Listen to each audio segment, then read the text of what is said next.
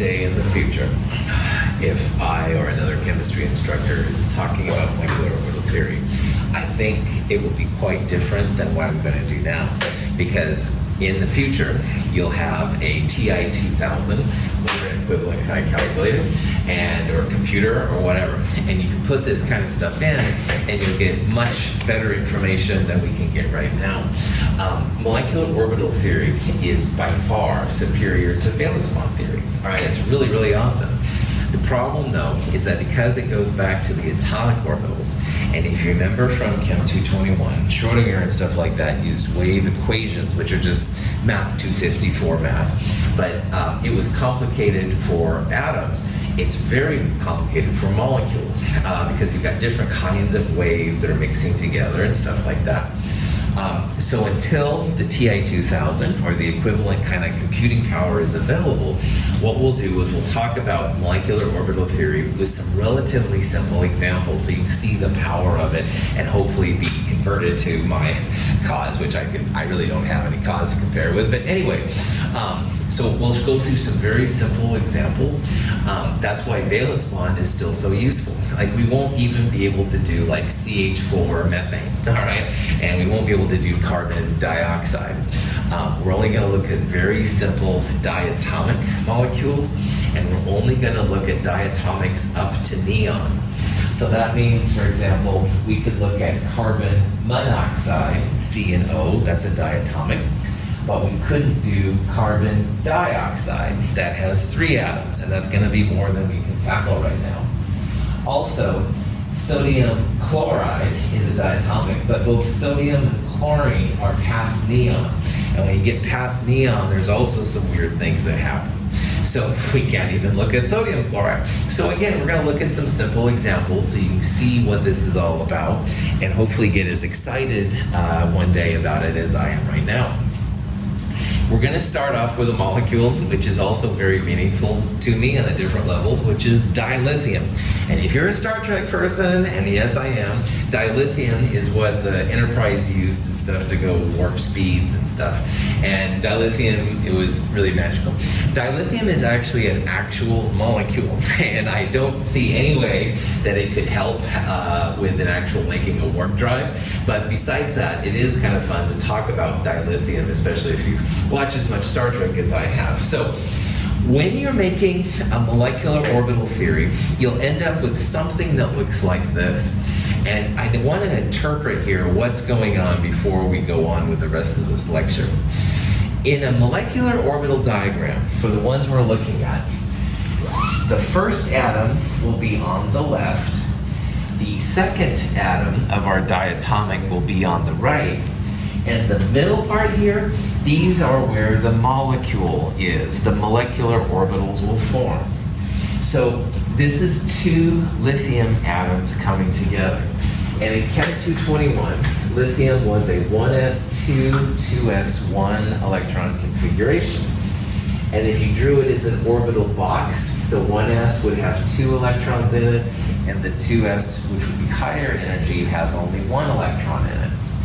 And if you just cover up everything this way, that's what we're seeing right here. Here's the 1s2, 2s1 of lithium atom number 1. So the orange boxes here, this is for lithium atom number 1. And if you jump now to the far right, these orange boxes are for lithium atom number 2. So it's like atom number 1 on the far left, atom number 2 on the far right. And in the middle right here, these blue boxes, these are the molecular orbitals that form when the 2 atoms come together, all right? This whole y-axis is an energy axis. So in Chem 221, we always filled in the 1s electrons before the 2s. That's why this one's filled and this one still has room. And the same thing's going to happen here for the molecular orbitals. You want to fill the lower atom orbitals first and move your way up. That's why this one is empty. We're not creating or destroying anything, so you'll notice that there are 1, 2, 3 electrons for lithium number 1, and 1, 2, 3 for lithium number 2, 6 electrons total. And in the middle part here, 2, 4, 6 electrons.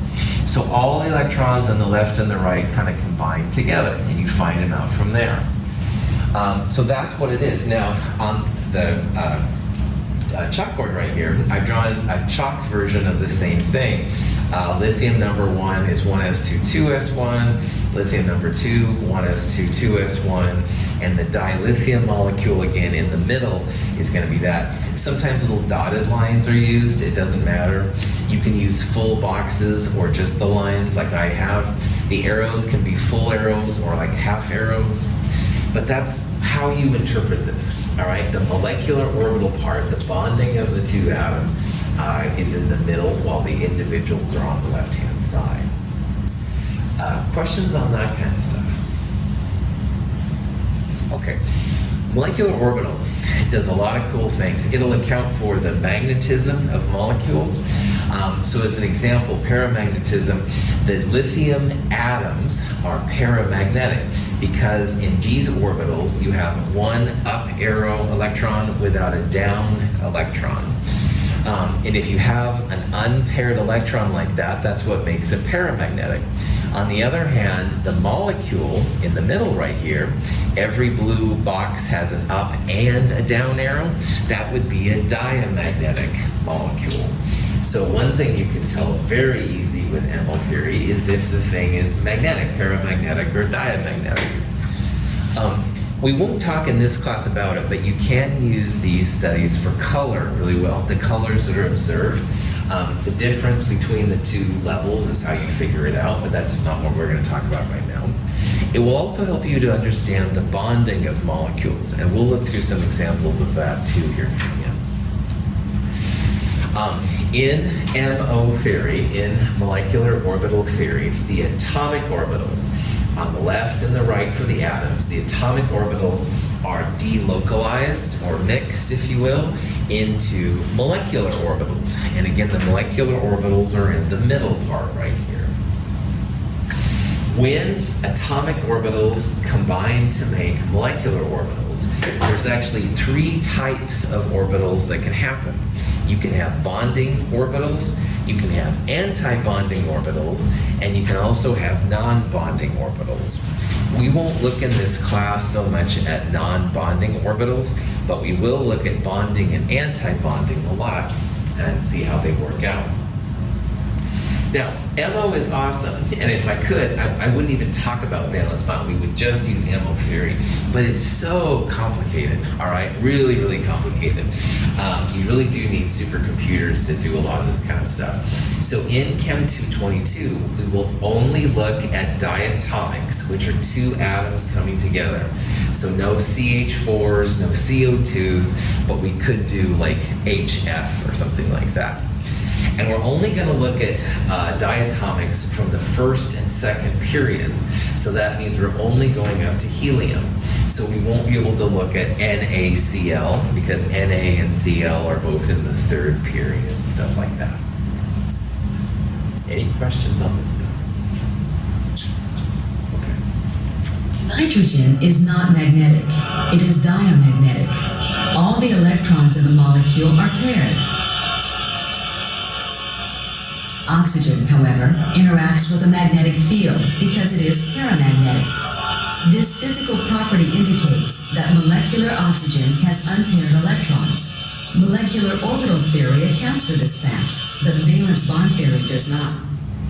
So this is a fascinating thing, and it shows the advantage of MO versus valence bond. If you draw out the Lewis structure for nitrogen, dihydrogen, and oxygen, dioxygen, dinitrogen, you'll find, has a triple bond and 2 lone pairs, 1 on each nitrogen. On the other hand, oxygen or dioxygen has a double bond, and each oxygen has 2 lone pairs. Okay? Now, in the N2 molecule, would you call this molecule, based on what we did in Chapter 7, diamagnetic or paramagnetic? As a quick reminder, paramagnetic things had single electrons on them. So we did some examples with like NO2, I believe it was. And NO2, the nitrogen had like only one electron on it, and that made it paramagnetic. But here in N2, do you see any odd electrons in the molecule? No. So N2, as a Lewis structure, is diamagnetic, and diamagnetic things will go through magnets, no problem. And in the first part of that video, the first clear liquid that went through was liquid nitrogen. Super cool, by the way, but it's not affected by magnets because it's diamagnetic, no problem. But the second liquid they put through was dioxygen. Now, this is the Lewis structure for O2. Do you see any odd single electrons on the Lewis structure? No. The Lewis structure for O2 looks like N2. It's diamagnetic. There's no odd electrons. But oxygen is actually very paramagnetic. It sticks between the heads of a magnet, all right? And why I bring this up is because the Lewis structure fails us when it comes to O2. Molecular orbital diagrams will show, and we'll do this, will show that O2 is actually a paramagnetic substance, and it should stick to the magnets. This is not what we would expect just looking at the Lewis structure. So this is just trying to help rationalize like why it's good to look at MO a little bit, because there's some things that Lewis structures will let us down, all right? We would not predict O2 to stick in the magnet based on this structure. But when you look at the molecular orbital diagram, but of course. Anyway, questions on the... So, when you're learning molecular orbital theory, there's 4 principles, and they're pretty important. And they're not hard or anything like that, but I just want to go over them so we know what's happening. First of all of the law of conservation of energy, all that stuff still applies. So the number of molecular orbitals in your MO diagram will equal the number of atomic orbitals. So for example, in this thing I drew earlier, there was a 1s and a 2s for each lithium atom. So lithium number 1 had a 1s and a 2s, lithium number 2 had a 1s and a 2s. So that means there are 4 atomic orbitals total. And if you look at the middle part where the molecular orbital is, there's a molecular orbital here, here, here, and here. So there are 4 molecular orbitals, and that's good because we had a total of 2 plus 2, 4 atomic orbitals going through. So you can't create or destroy any orbitals. So if you were making H2, for example, you'd have 2 1s atomic orbitals coming together, and they should make 2 molecular orbitals.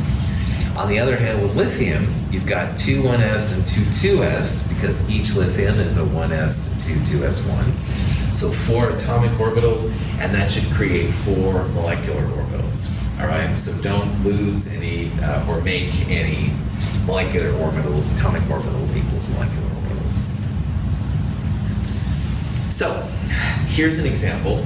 If you combine 2 oxygen atoms together, how many total molecular orbitals would you expect?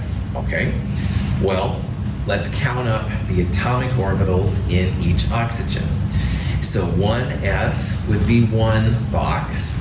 Remember, you can, atomic orbitals are the number of boxes you draw. So oxygen, 1s2. So this, or sometimes people put a box around it, this would be 1 orbital, all right? And 2s2, you could draw a line or a box. That would be 2 more electrons. But the important part here is that we have 1 plus 1, 2 orbitals. But 2p, if you remember, there were like 3 boxes or 3 lines. So when it says 2p4, it's 1, 2, 3, 4. Those are the electrons. But for this discussion, we just want to know the total number of boxes. Those are the orbitals. So each oxygen has 1, 2, 3, 4, 5 orbitals to it, all right? 5 orbitals per oxygen, and there's 2 of them. So how many molecular orbitals will we need here? 10, that's right. You take the 1, 2, 3, 4, 5 of the first oxygen and combine them with the 1, 2, 3, 4, 5 of the second one. 5 plus 5 would be 10 molecular orbitals altogether. Any questions? The bonding molecular orbital has greater electron density in the bond region. The antibonding molecular orbital has reduced electron density in the internuclear region. Okay. There's two types of bonds that can happen, all right? And they're called, probably not a big surprise, bonding and antibonding, all right? Now, I'm usually a pretty friendly guy, so I see Shaden on the street, I'll pick on him instead of Ben this time. And I say, hey, what's going on, Shaden? I reach out and make my hand. If he feels like I'm okay, he'll shake my hand back, assuming it's post-COVID, all that crap. That would be a bonding interaction, all right? We're looking at each other, we're shaking hands and stuff like that. That's what a bonding is. So if we were atoms, then the electrons would share to make some kind of connection stuff between it, and that's cool. Now, on the other hand, let's say I see Shaden, he's like, in bad mood, mad at me, whatever, fill in the blank, I'm not offended at all. I say, hey, Shaden, what's going on? And he turns his back to me. Okay, fine, no problem, I know where I'm not wanted. That would be an anti-interaction. That's the anti-handshake, it's the anti-thing. And that would be equivalent to an anti-bonding. And sometimes when atomic orbitals come together, that's what happens. They're not happy with each other, all right? Now, all of these things are nothing more than electrons, which are waves. And waves can be added constructively, which is what a bonding orbital is, or destructively, which is what an antibonding is. So when two orbitals come together, there's two possibilities. One of them will be the bonding friendly, kind of, hey, what's going on? And the other one will be anti-bonding, I'm going to look away from you kind of interaction. Anti-bonding, there's no electron interaction. There's no glue holding those two atoms together. It destabilizes the bond. On the other hand, a bonding interaction, there's lots of electron density between them. That stabilizes the bond. So you're going to see in the next couple slides some of these little pieces with a star and some without. The star refers to the anti-bonding, all right? It doesn't help make the molecule stronger. It actually weakens the molecule. On the other hand, the bonding ones won't have a star. They will be lower in energy. They're going to make the bond stronger. If you have more bonding electrons than anti-bonding electrons, you will make a bond. On the other hand, if you have just as many bonding as anti-bonding, or even more anti-bonding than bonding, then nothing's going to happen. There's no reason for the bonds to come together. Any questions on that? If you look carefully at my bad drawing, and I'll show you better drawings here in a little bit, these two 1s orbitals came together. They made a lower bonding sigma interaction and a higher ending, it's hard to see probably from there, a sigma star interaction. So the anti-bonding orbitals are always higher in energy, and the bonding ones are always lower in energy. These stabilize the molecule, these destabilize the molecule. And if you have more bonding than anti-bonding, that's when you can make a molecule form. All right. So principle number 2, your bonding molecular orbital will always be lower in energy than the parent orbitals. And that just rationalizes how they make the molecule stronger. On the other hand, anti-bonding molecular orbitals will be higher in energy, and they will tend to destabilize the molecule. If you want a molecule to form, you need more bonding than anti-bonding electrons. Now, as you start putting electrons in, you always go from the lowest orbital and then work your way up. All right, this is back to Pauli exclusion and Hund's rule. You pair up if you need to and stuff, but only if there's no more room. But again, just the idea is always start with the lowest orbital, fill it up, go to the next one. Fill that up, go to the next one. And if you run out of electrons, it's okay to not have any in some of the higher ones. That's totally normal and what we're going to start doing. Okay. All right, so let's look at the simplest molecular orbital diagram, which is for dihydrogen, H2. Now, hydrogen, if you remember its configuration, hydrogen, which is number 1 on the periodic table, is just 1s1 So you would draw the 1s orbital like that, okay? You're going to see this on the left and the right-hand sides, and then in the middle, you'll combine them to make the bonding lower and anti-bonding higher orbitals that make the molecular orbital part.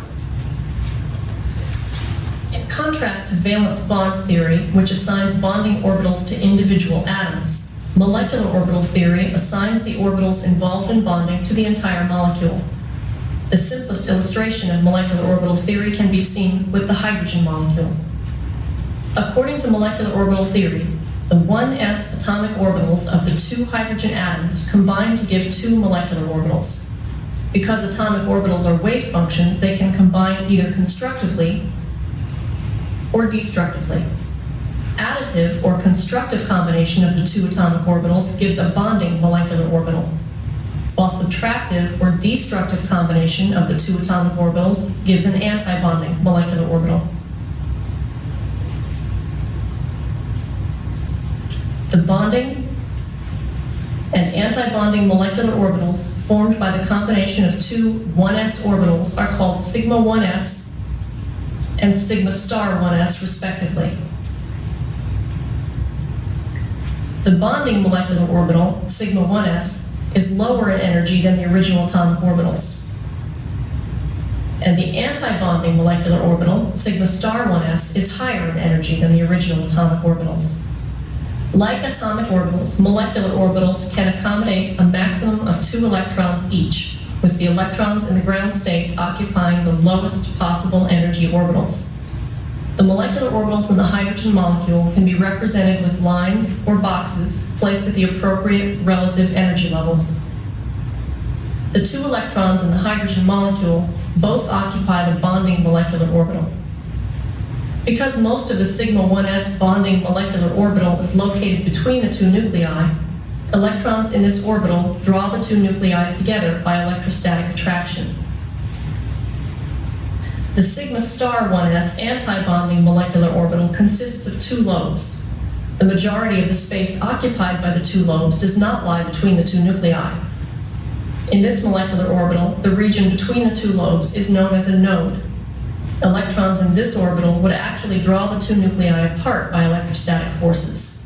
Hydrogen has no electrons in this anti-bonding molecular orbital. Okay, a lot of information there on what goes into making a molecular orbital. But here's kind of the idea. The left side and the right side, again, those are the atomic orbitals. And we're taking 2 hydrogens. Hydrogen is just 1s1, so that means each 1s box has a single electron. So initially in this box and in this box there was an electron. They're not showing it here because they're showing the electrons there, but you could draw them in there if you'd like. When you make a molecular orbital diagram, 2 atomic orbitals make 2 molecular orbitals. One of them will be lower in energy, and that's the bonding molecular orbital. The other one will be higher in energy, and that's the anti-bonding. So it's got the little star right there, which means anti-bonding. Now, in the best world, this would be as low here as this is high. But you can see this one looks to me higher than this one. You should be the same energy. You can't create or destroy any energy, so they should be equal apart, but what are you going to do? Anyway, so to make the molecular orbitals, there was 1 electron there and 1 electron there. So in the molecular orbitals, you start with the lowest orbitals first and move your way up. And we had 1 + 1, 2 electrons. So the first electron went there, and the second electron was paired up right there. 2 electrons in the bonding sigma orbital. And this, my friends, is the molecular orbital diagram for H2. And I bet you can see now that in the molecular orbital diagram for H2, there's more bonding electrons than anti-bonding. Anti-bonding is totally empty. So that means this molecule is very stable. And that's why H2 is one of the diatomics. Because H2, you actually have energy savings, if you will, making an H2 molecule relative to the hydrogen atoms. And so hydrogen loves to be H2 if it's normal conditions and stuff like that. No antibonding electrons, a little bit better than having individual hydrogens, although it's not the end of the world. Hydrogen, the molecule, is diatomic. Diamagnetic. Dia something. Diametrically. Anyway, shut up, Michael. This is diamagnetic. You have just as many ups as you have downs, all right? So it's not attracted to magnetic fields. Woohoo! Any questions so far? Now, in Chem 221, this diatomic expression, have no fear of ice clear brew. So hydrogen was the have, all right, and that was one. There was nothing ever said about dihelium, all right? And this diagram tells us why there's no dihelium. Now, helium is a 1s2 electron atom. So while hydrogen was 1s1, helium with an extra electron was 1s2. So it had a second electron in the 1s orbital. So in a molecular orbital diagram for He2, you'd have 1s2 on the left and 1s2 on the right. You have 2 plus 2, 4 electrons. Same molecular orbital diagram, because 2 atomic orbitals make 2 molecular orbitals. One's lower and one's higher, all right? But now we have more electrons. So the first 2 electrons go in the sigma 1s orbital, and the second 2 electrons go in the sigma star 1s orbital. So now we have bonding electrons and antibonding electrons. And there's just as many bonding as there are antibonding. So because there's no net savings of energy like we had with dihydrogen, we're going to see in a little bit, dihelium has never been made. Never, all right? Because there's no energy reason for making a dihelium molecule. You get bonding here, but you'll lose it all up here when you put electrons in the antibonding area. This is a shorthand way to write a molecular orbital diagram. This first orbital is called the sigma 1s, and this is the sigma star 1s. So notice it's sigma 1s parentheses 2. The 2 represents the number of electrons there. Sigma star 1s 2 would follow because we also have 2 electrons in that orbital as well. Any questions on that? All right. Bond order is also something that's used in molecular orbital theory, but it's different than the bond order we started today's lecture with. Bond order for a Lewis structure was like single bonds, bond order 1, double bonds, bond order 2. In molecular orbital theory, bond order equals 1/2 parentheses the bonding electrons minus the antibonding electrons. So it'll be a number as well. Like a bond order of 1 would be kind of equivalent to a single bond. If your bond order is greater than 0, we're going to assume that means it's a stable molecule, all right? And stable molecules are ones that will exist, ones that should be around. On the other hand, if you calculate a bond order which is 0, or even sometimes in other classes you might see bond orders that are less than 0, that means it's an unstable molecule and it won't exist. So let's use this theory now to talk about both H2 and He2 and see which of these is expected to exist or which ones won't. So here's dihydrogen again. Dihydrogen had 2 bonding electrons and 0 antibonding electrons. So the bond order for H2 would be 1/2 parentheses bonding minus antibonding electrons, 2 minus 0. 1/2 of 2 is 1. So H2 has a bond order of 1, and that's a stable molecule. Now, H2, if you drew a Lewis structure, would be literally just H with a line to the other H. And a single bond has a bond order of 1. The Lewis structure for H2 and the molecular orbital diagram for H2 overlap perfectly. Bond order 1 in both cases. Diamagnetic, every up has a down, just like this one doesn't have an odd electron. Most of the time, MO and Lewis structures will align very well, all right? But we're gonna see like with O2, sometimes that doesn't work out. Okay, so H2 exists, it's got a bond order of 1. Dihelium, which had 1s or 2 electrons in the bonding orbital, 2 electrons in the antibonding orbital. Let's do its bond order now. Well, 1/2 bonding minus antibonding, 1/2 2 electrons minus these 2 electrons, 0. Dihelium has a bond order of 0. And so we would predict that this molecule does not exist. There's no energy savings for making the He2 molecule. Helium would much rather be just by itself. One of the cool kids in the back of the bus, as I babble about sometimes. So if your bond order is greater than 0, even like 0.5, all right, that's a pretty good indication that it can form. It's going to be stable. But if you get a bond order that's 0 or even sometimes less than 1, don't invest a lot of money in that in that business model. Anyway, questions? All right. The fourth principle of molecular orbital theory is why we're only going to go to neon. And it says that atomic orbitals will combine with to make molecular orbitals only when the atomic orbitals are similar energy. All right? And this is kind of important for making our simple explanations helpful here. You're going to get better overlap between the atomics to make molecular orbitals if the energies are similar. So for example, you take a 1s and you add a 1s together, that's going to make a great molecular orbital because they're basically the same energy.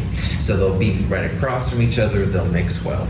On the other hand, 1s and 2s, if you remember from Chem 221, 2s was quite a bit higher than 1s. And they're too far apart. You can't have the 1s and the 2s orbitals coming together. But you could have 2s and 2s coming together. You could have 2p and 2p coming together. But 2s would be down here, 2p would be quite a bit up here. They're not going to mix together very well. So in Chem 222, we're limiting ourselves to just 2p and 2p interactions at the highest. When you start getting to 3s and 3p are not that far apart from each other, and they'll start to mix. So instead of having 3s and 3s combining and 3p and 3p combining, you can have 3s and 3p combining with 3s and 3p, and the orbitals get much more complicated, all right? And it's harder to tell like where they all are defined. We're looking at examples where everything is very simple. We know right where they mix. But anyway, this is why we're only going up to dineon. We don't want to start getting into 3s and 3p's mixing with 3d orbitals. It just gets a little bit more complicated. So. Okay, so which of these combinations below do you think would create the best molecular orbitals? All right, and this is a silly joke. I'm always joking about 5G orbitals in this class. If you're new to my system, I'll tell you later. I'll tell you in a future lecture. But anyway, obviously this isn't. You're looking for 2 orbitals that are about the same energy. All right, and i.e. the orbitals that have the best mixing will be the orbitals that are the same. So the 3D plus 3D, those would be a good mix. All right, because they should be about the same energy. If you tried to add 4s, well, 4s would probably be lower than 3D. That wouldn't be as good of a mix as 3D and 3D mixing together. Any questions on that? So here's dilithium. This is a picture of what they think dilithium might actually look like if they had it. Now lithium itself is a 1s2, 2s1. So again, like all these diagrams, the atoms are on the far left and the far right. So this is lithium number 1, this is lithium number 2. And in the middle part now here, here's the molecular orbital diagram for these things. And again, 2 atomic orbitals make 2 molecular orbitals. And just like we saw for the dihydrogen and dihelium earlier, there's going to be a bonding sigma 1s here and an anti-bonding sigma star 1s there. For the 2s, it's the same kind of thing. The two 2s atomic orbitals will make a sigma 2s and a sigma star 2s higher antibonding orbitals. The last part, you put the electrons in here. Always start at the bottom and move your way up. There's 3 plus 3, 6 electrons total. So the first 2 electrons, sigma 1s, followed by the antibonding sigma star 1s. And you've got 2 more electrons, sigma 2s right there. The sigma star 2s is empty. So if you're curious if this actually exists or just some kind of Star Trek fantasy, which I understand, bond order, 1/2 bonding minus antibonding, 2 bonding here, 2 antibonding, thanks for playing, 2 bonding there, 2 bonding there, so 4 bonding total. And the antibonding, there's 2 antibonding there and no antibonding there, so 1/2 parentheses 4 minus 2, bond order 1. So dilithium does exist. It's stable, we predict it to be stable, etc., etc. Does it do warp cores on Enterprises? I'm not sure about that, but at least it is kind of a cool thing to think about. So. Okay. Beryllium would have 1 more electron per atom than lithium does. So beryllium wouldn't have 1s2, 2s1. It would have 1s2, 2s2 on the left, 1s2, 2s2 on the right. Would you expect beryllium to exist? No. Good. Why? Because it would have an equal number of antibonding, bonding. Outstanding. The beryllium has 2 more electrons than the dilithium, and those next 2 electrons would have to go in the antibonding. So at that point, you'd have bonding canceled by antibonding, bonding canceled by antibonding. Yeah, there'd be no reason for it to form. So beryllium, like helium, there's no reason for those atoms to come together and form. Excellent. Okay. When you start getting to boron, you start getting into the p electrons. So I want to do some erasing here. And when it comes to beryllium, or boron, thank you. Boron is 1s, it's number 5. It has 1s2, 2s2, 2p1. So if you drew it out, it would be 1s2, 2s2, and remember that 2 p's, there's 3 of them. So it would be 2p1. So when you get to boron, you have to start thinking about how the p orbitals start coming together, all right? There's going to be 6 total electrons possible, or 3 orbitals from 2p on number 1, and 3 from the second one for 6 total. Of the 6 molecular orbitals that form, 2 of them are sigma, like with the 1s and the 2s. So you'll have a sigma 2p and a sigma star 2p. But you're also going to end up with 4 pi bonds. And 2 of them will be bonding, and 2 of them will be anti-bonding and have a pi next to them. So when you have 4p atomic orbitals coming together, they will create 4 pi molecular orbitals. And like we've seen with the other ones now, of these 4, 2 of them will be bonding, 2 of them will be anti-bonding with a little star right here. But the thing is there's a big difference between using the NBC, boron, carbon, nitrogen set, or the FONE, the foam, which is fluorine, oxygen, and neon. So I'm going to show you the 2 different configurations that are possible. They're not that much different, but there's enough of a difference sometimes it makes something happen. Now, this is the diagram right here for diboron, B2, all right? I'm not including the 1s interaction down here because it's like a core electron group. You have everything cancel out, so it's pretty boring. So boron would be 1s2, which is down here and boring, 2s2, and 2p1. And it would be on both sides once again. But notice here in the middle, you start with pi 2p, 2 of them, then it's sigma 2p, pi star 2p, sigma star 2p. So when it comes to NBC, I sometimes call it the 2-1-2-1 configuration because it goes 2 pi's, 1 sigma, 2 pi star, 1 sigma star, 2-1-2-1. And that's what you'll use if you're using boron, carbon, or nitrogen. So anyway, if you do that, each boron is 2p1. The electrons go down there. They stay in separate orbitals by Hund's rule. Don't pair them up. This would be paramagnetic bond order of 1.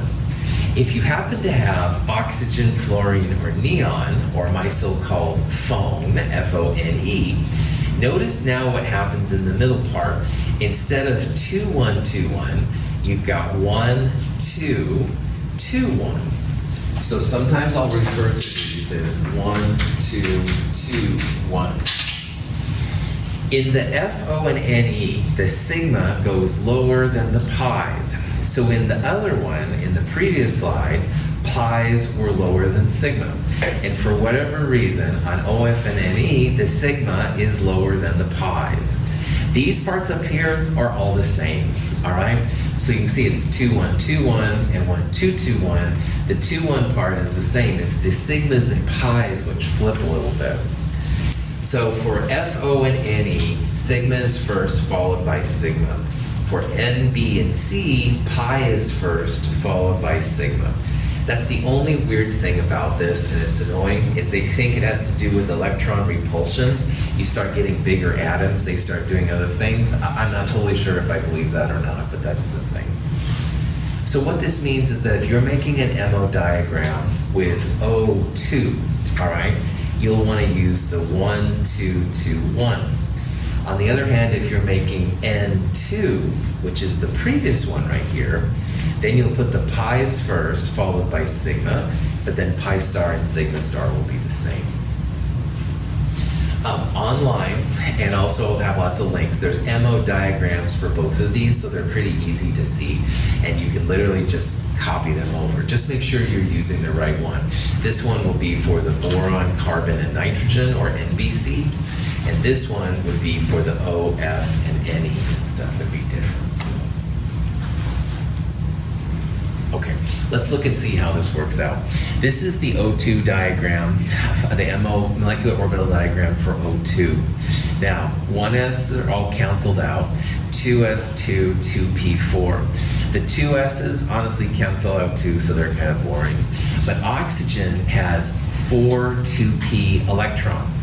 And if you don't remember this from before, I understand. If you look on the periodic table, boron is the first 2p electron. So boron would have 1 2p, carbon next door would have 2, nitrogen 3, and oxygen would have 4 2p electrons.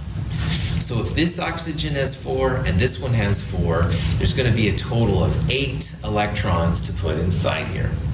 First 2 go down there, third and fourth separately, fifth and sixth pair up. But here's the 7th and 8th. And notice how those electrons are all by themselves. So O2 shows that this is a paramagnetic molecule. When you draw the Lewis structure, which again looks like this, there's no odd electrons, all right? So the Lewis structure kind of lets us down. It shows that it's diamagnetic. It's not interested in magnetic fields. But the molecular orbital theory definitely shows that you've got not just 1 but 2 unpaired electrons. It's actually quite paramagnetic. So you're seeing just a limitation of Lewis structures, which honestly are pretty good overall, but there are some of these things that kick out. Molecular orbital, man, knocking it down.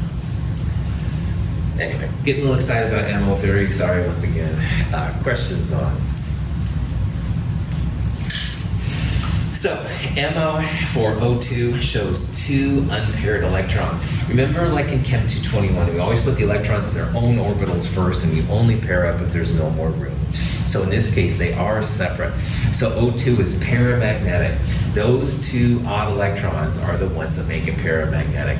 Everything else down there is diamagnetic, but you just need 1 unpaired electron to make the whole thing paramagnetic.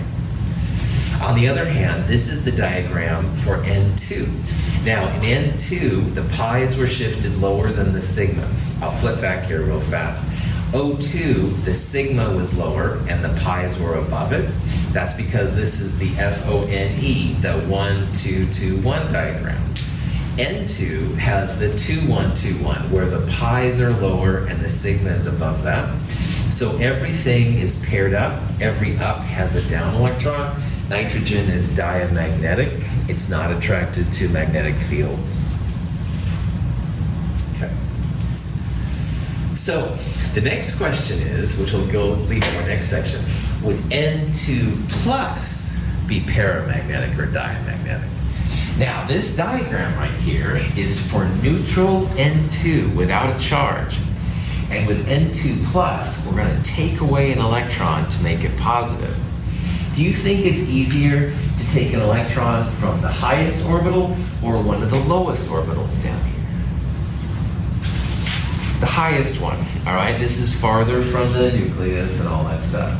So we would take an electron from the sigma 2p orbital.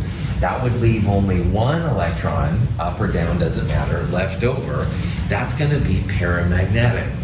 And why I bring this up is because if you do an MO diagram for an ion, like N2 plus or O2 minus, whatever, start with the neutral version of the atom and then add or subtract electrons. And it's very, very simple. Making a Lewis structure for N2 plus would be pretty complicated. You have to use those odd electrons running around. It can be done, but it's just weird.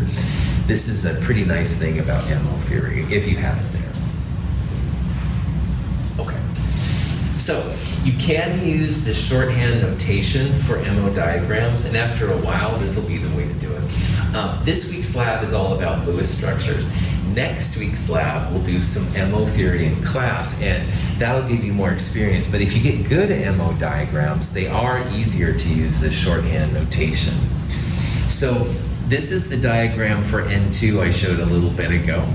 And if you wanted to write this in a more concise fashion, all right, which is easier in Microsoft Word and stuff like that. Anyway, you'd write, first of all, you'd write core or core electrons in brackets to represent the sigma 1s interactions. Then you'd write sigma 2s in parentheses, and the superscript is the number of electrons. So sigma 2s 2. Then sigma star 2s has 2 electrons, so you put a 2 right there. The next one up would be pi 2p, and there's a total of 4 electrons. And then finally, sigma 2p has 2 electrons as well. So this right here, when you get used to it, also represents this part right here.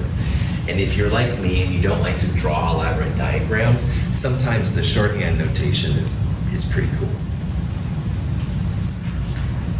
Any questions? Okay. Again, when we start getting into MO diagrams, we'll see how this can be helpful and stuff. But right now, if it's a little weird, I understand. Bond. All right. The bond order for N2 plus. This is for N2. If you took away one electron, you'd have a sigma 2p1, and that would be the N2 plus diagram. And if you wanted to do bond order, what I usually recommend is you just look at the top level. So the bonding here and the anti-bonding, those will cancel out. But here you'd have 4 plus 1, because we took away an electron, 5 bonding electrons, and no anti-bonding. So 5 divided by 2 would give you a bond order of 2.5. And we'll talk about this more in lab if that's a little weird. But you can actually use these to figure out. So for example, neutral N2 would have 6 bonding electrons, no anti-bonding, so it would be 3. Okay. You can do sigma and pi bonds. People usually get this pretty well. The pi bonds would be just these parts right here, and the sigmas would be just these parts. Sigmas are quite common in what we're going to be doing, so like these are all sigmas, but pi's are only going to be in these right here. So for N2, here's the shorthand notation, and the green electrons are sigma, and the kind of orange ones there are pi. So if you wanted just the sigma bonds, you look at just the sigma electrons, which are green here. And we have 2 bonding sigmas there and 2 bonding sigmas there, so 4 bonding sigma electrons. and there's 2 antibonding sigmas there. This one is empty. So 1/2 of 4 minus 2, that would be 1 sigma bond. And if you do the same thing for the pi's, which are the orange ones, 4 bonding, no antibonding, and 1/2 of that, 2 pi bonds. So bond order of the whole molecule would be 1/2 8 minus 2, 3, like we did earlier. But notice that bond order equals sigma plus pi. And this is a nice way to check yourself. If you're doing these right, bond order will equal sigma plus pi bonds. And you can check yourself, make sure you're good to go there. So 2 plus 1 would give the overall bond order for the molecule. This is an overall picture that shows the major combinations of diatomics, B2, C2, N2, O2, F2, N. And again, notice how in the first ones on the left, pi's are lower than sigmas. But then on the right, the sigmas are lower than the pi's. And they talk about electron repulsion and SP mixing. I don't know. But anyway, it's kind of interesting, and these are what they're rationalizing. On the bottom, you can see the bond order goes up to 3, and then it goes back down. And you can also see the magnetism, bond lengths, blah, blah, blah. Okay. Ions, as I said, are pretty easy to do. You start with the neutral atom, and then you take away if it's a positive or add if it's a negative. So O2 plus, for example, would be this diagram right here. Now, neutral O2 had an electron right there, if you look back a couple slides, but we took it out to make O2 plus. It'll change the magnetism bond order, but it is pretty easy, and it's a lot easier than trying to draw a Lewis structure for O2 plus or something like that. You always take away from the highest occupied molecular orbital, which means the last one's in or the first one's out. If you had O2 minus, you would again start with neutral O2, which is what we're looking at here, and now you would add an electron, and the electron would go to one of the lowest unoccupied molecular orbitals, LUMOs, so that would be either here or here. You could argue then which one is more stable by looking at bond orders and stuff like that. But real fast, I'd like to show an example of how MO can be really important, and it's actually something we've all been using so far, which is interpreting color. When light strikes an object, part of the light is reflected. In the eye, electrons in rhodopsin move from a pi bonding orbital to a pi antibonding orbital. One of the molecule's double bonds turns into a single bond, allowing rotation. The double bond then reforms, and the molecule locks into a new shape. The change in shape triggers a nerve impulse, and we perceive light. So every time supposedly you see red, all right, like Jonah's red thing there, or whatever, all right, the red light comes in, and it's the right wavelength and energy and stuff, that it allows the pi bond in this double bond in rhodopsin to actually be broken, and it turns temporarily into like a single bond. And we talked about earlier how double bonds don't rotate very well, but single bonds do. So if you can break that double bond, have just as many anti as bonding is like broken, that way it'll allow the molecule to rotate, and the rotation into this meta-rhodopsin allows a nerve impulse to go along, and we say, oh yeah, it's a red color. So woohoo, MO theory, pretty cool for color. Rhodopsin is a really cool compound. If you're still looking for one for a class presentation, people have done presentations on rhodopsin and other color creating chemicals like that. Pretty cool kind of stuff if you need a presentation thing. As a lithium crystal forms, the electrons and orbitals of individual atoms interact to form molecular orbitals. As more and more atoms join the crystal, the orbitals become so numerous that there are too many to account for with standard box notation. Instead, we describe a band of molecular orbitals, which is spread or delocalized over all the atoms of the metal. When you have a lot of metals coming together, you actually end up with metallic metallic bonding, which we haven't talked about yet too much, but metallic bonding is like a whole bunch of atoms where their outer electrons are floating above like a sea of electrons. So band theory, which is used with semiconductors and stuff a lot of times, is used this way. And band theory is just you have all these bonding molecular orbitals on the bottom and a whole bunch of anti-bonding on the top. And so making one go from one to the other allows the metals to do some transformation and stuff like that. This is kind of just a cool little video. It shows a couple of atoms there that are bonding. They're actually making metallic bonding. This is pretty new. I'm really fascinated by these home movies of chemistry, so I apologize for showing home movies, but they're sticking together. These are two rheniums, supposedly. Anyway, that's it for Chapter 8. Thank you for hanging out. So this week, we're going to focus on Wednesday more on Lewis structures, geometry, VSEPR, stuff like that. Next week, we'll focus more on molecular orbital theory and how all that stuff kind of comes together. But this week, again, more Lewis structures and stuff like that. All right, thanks for being here. I will see you Wednesday. Have a great day.